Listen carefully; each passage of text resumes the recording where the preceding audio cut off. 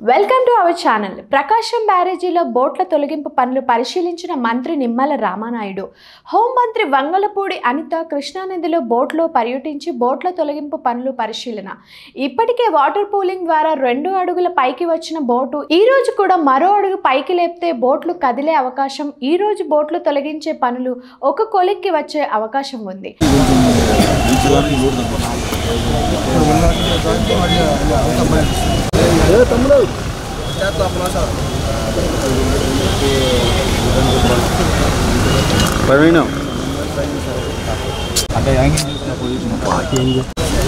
Cable రా wire cables ఆ లోగోలు పెడుతున్నారు.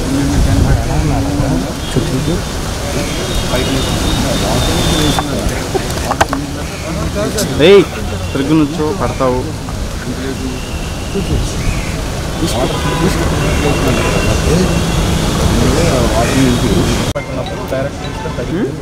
ఎట్లా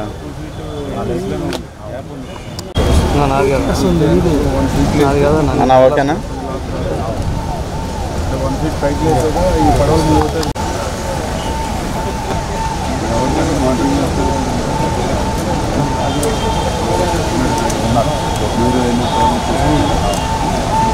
వెనకొచ్చే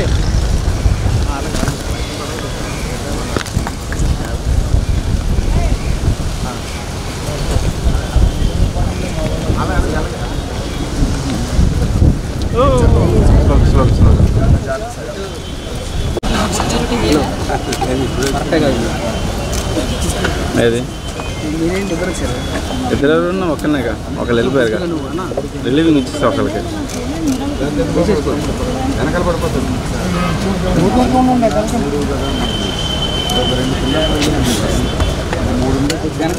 అన్నా. తమ్ముడు అన్నా కొంచెం కెమెరా వస్తుంది కొద్దిగా అలా. ఇంకేట్రా జరిపేది తెలుగు అయితే ఇరుక్కుపోయేది ఇక్కడ మధ్యలో.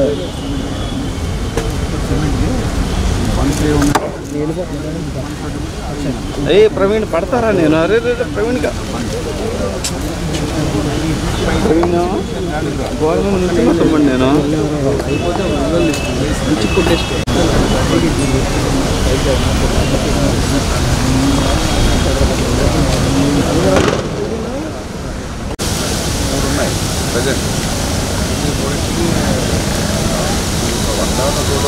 ట్రై చేస్తూ ఉంటాం. మిడిల్ సర్వీస్ అయితే అదే మెథడ్లో మిగిలిన 2 చేస్తాం.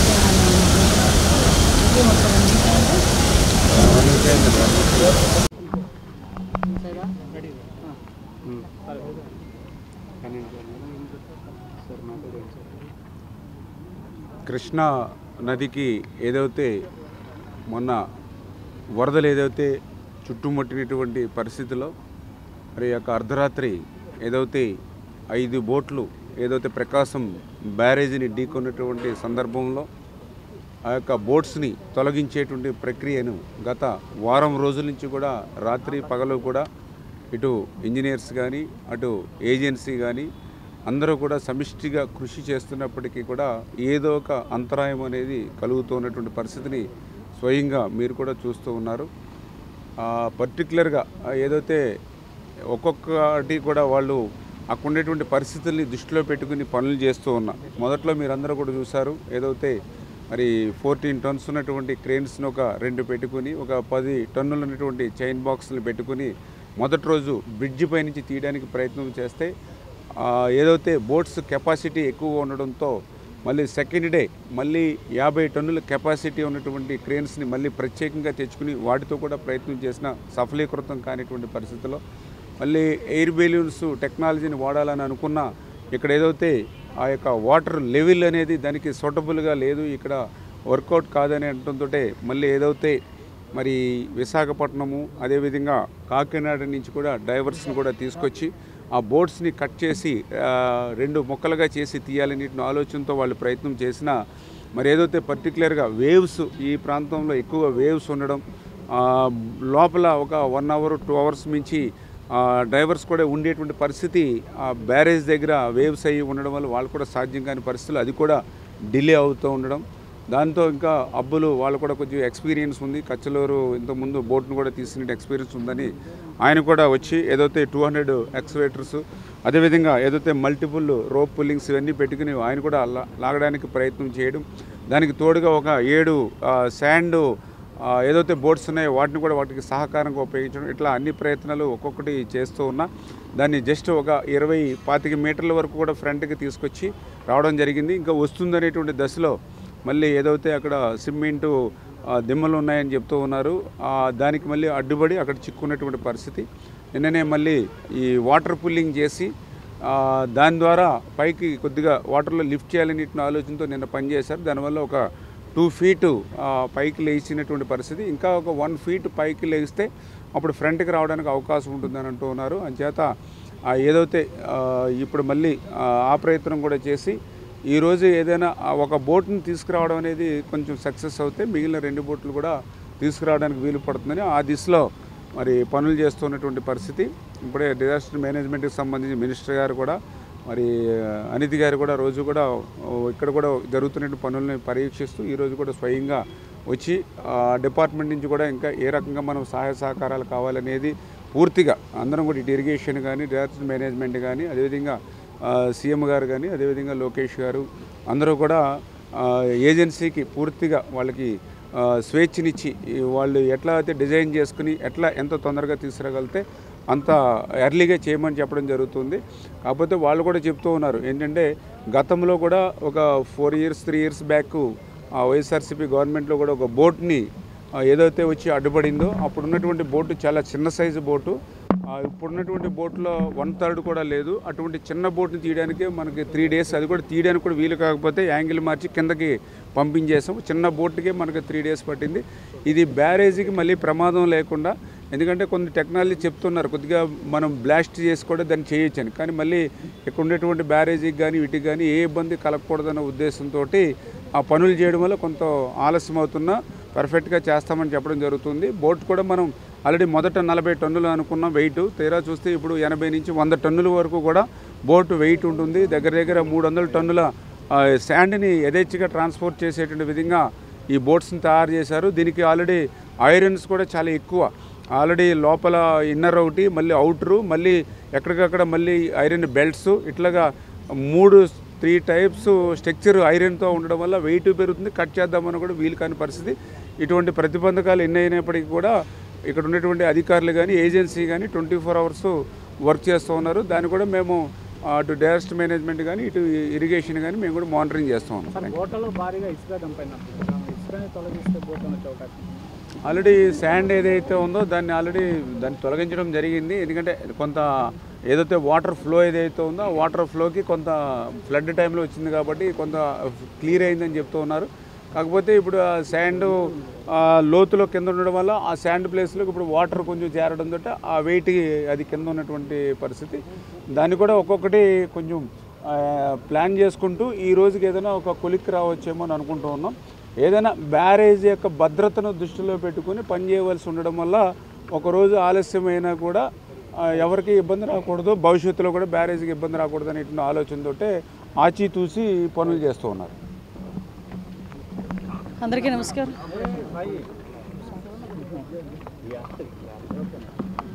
నమస్కారం.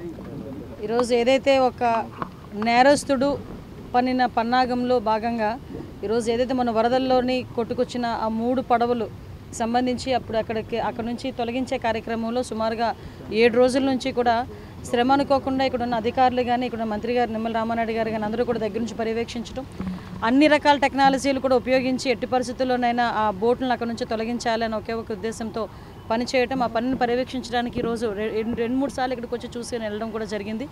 కాకపోతే ఏంటంటే ఇప్పుడు బాధ అనిపించేది ఏంటంటే ఇక్కడికి వచ్చిన తర్వాత రామానాయుడు గారిని అడిగాను, ఏంటి సార్ దాని పొజిషన్ అంటే సుమారుగా ఇంతవరకు 30 టన్నులు 40 టన్నులు అనుకున్నాం బోట్లు, అవి కాస్త ఈరోజు 80 టన్నుల దగ్గర నుంచి 80 టన్నులు 100 టన్నుల దగ్గర అంటే దగ్గర 3 బోట్లు అంటే దగ్గర 250 టన్నులు మనం ఆలోచించుకుంటే, అంటే అంత బరువున్న పడవలు విత్ ఇసుకతో పాటు కొట్టుకొని వచ్చి బ్యారేజ్ని కొట్టాలి, ఒక బ్యారేజ్కి తగులుకోవాలనో బ్యారేజ్ని డ్యామేజ్ చేయాలనో అన్న కాన్సెప్ట్ మీద వాళ్ళు పంపించడం చూస్తూ ఉంటే వీళ్ళని క్రిమినల్స్ అనుకోవాలా, నెటోరియస్ క్రిమినల్స్ అనుకోవాలో నాకు అర్థం కావట్లేదు. ఎందుకంటే ఎంతకు మించి పెద్ద పదం ఉండదేమో, నాకు తెలియదేమో మేబీ అంతకు మించి పెద్ద పదం. ఎందుకంటే చాలామంది టెర్రరిస్టులని, ఉగ్రవాదులు అలాంటి వాళ్ళని చాలామందిని చూస్తుంటాం, కానీ వీళ్ళు కేవలం పగబట్టి ఆంధ్రప్రదేశ్ ప్రజలకు ఏ రకంగా ఇబ్బంది కలగాలి, వాళ్ళ జీవితాలతో ఆడుకోవాలన్న ఉద్దేశంతో 14.4 లక్షల క్యూసెక్స్ ఉన్న వాటర్ లెవెల్లోనే ఆ పడవలు అలా వదిలారంటే అది కూడా ఏంటంటే అన్ఎక్స్పెక్టెడ్గా జరిగింది అనుకోవడానికి కూడా లేదు. అది 3 పడవలకి కూడా యజమాని ఒకడే. ఆ ఒకటికి సంబంధించిన యజమాని 3 పడవలు లింకులు కట్టుకొని మరీ తీసుకొచ్చి వదిలారంటే వీళ్ళ తాలూకా నైజం ఎలా ఉంటుందో ఒకసారి అందరూ కూడా ఆలోచన చేసుకోవాలి. ఈరోజు అందులోని కూడా వాళ్ళు ఆ పడవల్లోనే ఇసుకని యథేచ్ఛగా డ్రెజింగ్ చేసుకొని, ఇందాకే చెప్పారు గ్రీన్ ట్రిబ్యునల్ ప్రకారం ఎట్టి పరిస్థితుల్లో నదుల్లోని విత్ మెన్న తీయాలి తప్పించి ఒక మిషన్స్ ఉపయోగించే పరిస్థితి ఉండకూడదు. అందులో దగ్గర 10 లారీలు పట్టేటంత ఇసుకని తీసుకొచ్చుకోవచ్చు. అంటే వాళ్ళు ఏ రకంగా లాస్ట్ అంతా మాఫియాలు చేశారు. వాళ్ళ మాఫియాలకి అడ్డుగా ఈరోజు గవర్నమెంట్ ఎన్డీఏ గవర్నమెంట్ ఉంది కాబట్టి ఏదో రకంగా గవర్నమెంట్ని డ్యామేజ్ చేయాలనే ఉద్దేశంతో ఆ వరదల టైంలోనూ కూడా తీసుకొచ్చి బ్యారేజ్ని డ్యామేజ్ చేయడానికి ఎంతమంది ప్రాణాలు గాలిలో కలిసిపోయినా పర్వాలేదు, మేము తిరిగి అధికారంలోకి రావాలనే ఆకాంక్షతో వాళ్ళు చేసిన పనికి నిజంగా ప్రజలు ఎలాంటి బుద్ధి చెప్పాలో ప్రజలు నిర్ణయించుకోవాల్సిన అవసరం ఉంది. ఈరోజు నిజంగా చంద్రబాబు నాయుడు గారు కానీ అందరూ కూడా ఇక్కడ ఉన్న మంత్రి గారు కానీ అధికారులు అందరూ కూడా ఈరోజు పగలనక రాత్రనక కష్టపడి ముందు ఆ పడవలను కూడా అక్కడ నుంచి తీసే కార్యక్రమాన్ని కూడా శ్రీకారం చుడుతున్నారు. ఏదేమైనా అన్ని రకాలుగా సహాయ సహకారాలు గవర్నమెంట్ నుంచి తీసే ఉన్న మనుషులకి అందరికీ కూడా ఎక్కడైతే పనిచేస్తున్నారో వాళ్ళందరికీ కూడా టెక్నీషియన్స్ అందరికీ కూడా ఉంటుంది. యాజ్ ఎర్లీ యాజ్ పాసిబుల్ అది తీస్తాం. ఎవరైతే ఇలాంటివి పరిస్థితులకి ముందుకెళ్ళి ప్రజలు ఇబ్బంది పెట్టాలని చూస్తారో మాత్రం వాళ్ళ మీద మాత్రం కఠిన చర్యలు తీసుకుంటారు. లేదండి, ఆల్రెడీ విచారణ చాలా వేగవంతంగా జరుగుతుంది. చాలా ఇన్డెప్త్కి వెళ్తున్న విచారణలో కూడా. ఎందుకంటే అసలు చాలామంది నాకు చెప్పడం మర్చిపోయాను. మొన్న నేను ఎక్కడో ఒక యూట్యూబ్లోనే ఎక్కడో చూశాను, ఎవరో ఒక అతను చాలా టెక్నికల్గా మాట్లాడుతున్నానని చెప్పి మాట్లాడుతున్నాడు అనమాట. ఏ వాటర్ వస్తే కొట్టుకురావా, ఏ వాటర్ వస్తే 200 బోట్లు అక్కడ కట్టించున్నాయండి, ఈ 3 బోట్లు ఎందుకు కొట్టుకురావాలి? పోనీ 3 బోట్లు ఏమైనా లైట్ వెయిట్ ఇవేమైనా అంత బరువున్నవి కొట్టుకొని వస్తున్నాయంటే అక్కడ లంగర్ వేస్తున్నా లేకపోతే తాడులు పెట్టి కట్టినా ఎందుకు ఊడిపోతాయి అవి? అంటే వీళ్ళు ఇంటెన్షనల్గా చేసి మళ్ళీ తిరిగి మా మీద ఏదో బురద చల్లాలని చెప్పి ఏదో ఎనలిస్టులు అని చెప్పి కూర్చొని టీవీల మీద కూర్చొని మాట్లాడడం కాదండి. నేను ఏమంటానంటే అందరూ కూడా ఆలోచన చేసుకోండి. ఈరోజు ఆ రోజు నిజంగా ఎన్డీఏ గవర్నమెంట్లో ఉన్న మేము కానీ ఆంధ్రప్రదేశ్ ప్రజలు కానీ ఈ చుట్టుపక్కల విజయవాడ ప్రాంత ప్రజలు ఏదో పుణ్యం చేసుకున్నారు కాబట్టి ఆగింది అది. లేకపోతే 11.4 లక్షల క్యూసెక్స్ వాటర్లో ఫ్లోటింగ్లో వచ్చిన తర్వాత ఆ బ్యారేజ్కి ఏదైనా అయితే కౌంటర్ వెయిట్ ఎంతెంత ఉంటాయండి? కౌంటర్ వెయిట్లు డ్యామేజ్ అయినాయి అంటే అసలు ఏదైనా ప్రమాదం జరుగుంటే ఒక్కసారి ఊహించుకోవడానికి చాలా కష్టంగా ఉంది. ఆ యాంగిల్ ఒక్కొక్కటి 17 టన్నులు కౌంటర్ వెయిట్, 17 టన్నులు కౌంటర్ వెయిట్ ఇబ్బంది డ్యామేజ్ అయింది. అటువంటి పరిస్థితుల్లోని ఏదైనా జరుగుంటే పరిస్థితి ఏంటి? మీరు పార్టీ ఏతరులు చాలామంది మాట్లాడచ్చు, మీరు జగన్ అంటే అభిమానం ఉండొచ్చు, కానీ ఎంతమంది ప్రాణాలు గాల్లో కలిపేయడానికి రెడీ అయ్యారు? ఆ యాంగిల్లో ఆలోచించండి. అంతే తప్పించి ఏదో మా మీద బురద చల్లాలి, మేమేదో పొలిటికలైజ్ చేద్దాం అనుకుంటే మాకేంటి లాభం ఇందులో? చాలా క్లియర్గా కరెక్ట్గా కళ్ళకి కనిపించే విషయమే మేము మాట్లాడుతున్నాం. ఈరోజు దాని గురించి కూడా ప్రజలందరూ కూడా ఎనలిస్టులు అందరూ కూడా ఆలోచన చేసుకోవాలని మాత్రం మనస్ఫూర్తిగా కోరుకుంటున్నాను.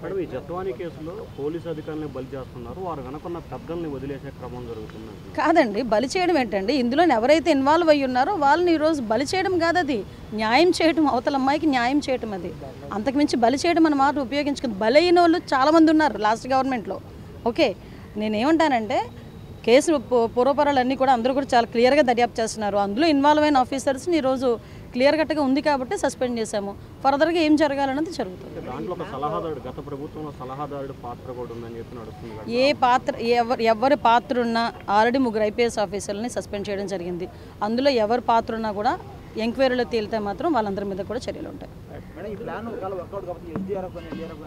కంపల్సరీ వర్కౌట్ అవ్వకపోవడం అంటూ ఉండదు, వర్కౌట్ అవుతుంది. ఇప్పటికీ చెప్తున్నాం, ఇప్పటికీ కూడా వాళ్ళు చేసే కార్యక్రమంలో NDRF, SDRF టీమ్స్ సంబంధించి సహాయ సహకారాలు కావాలనుకుంటే కనుక డెఫినెట్గా పంపిస్తాం. నా నెత్తి మీద వేసి నన్ను బలి చేసావు.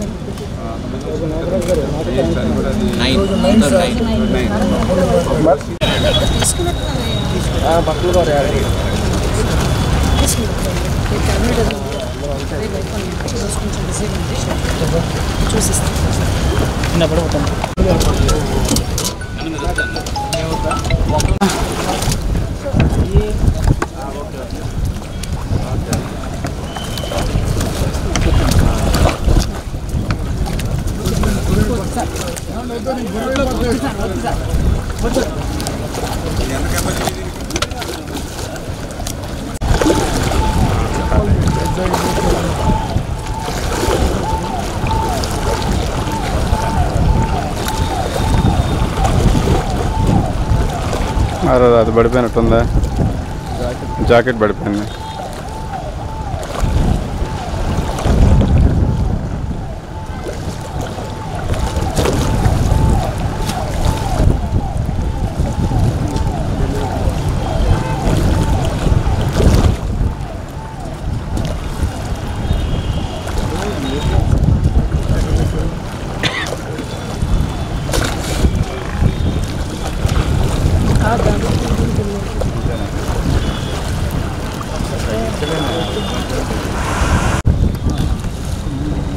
రేపు క్యాబినెట్గా రేపు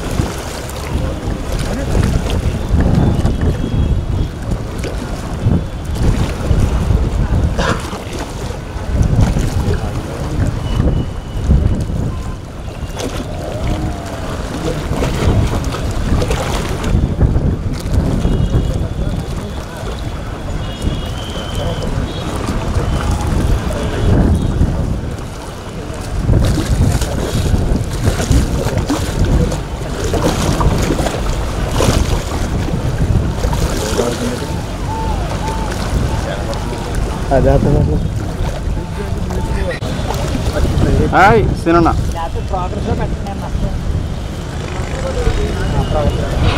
వర్క్ ఆర్డర్ ఇస్తారండి, ఇస్తా అని చెప్పారు.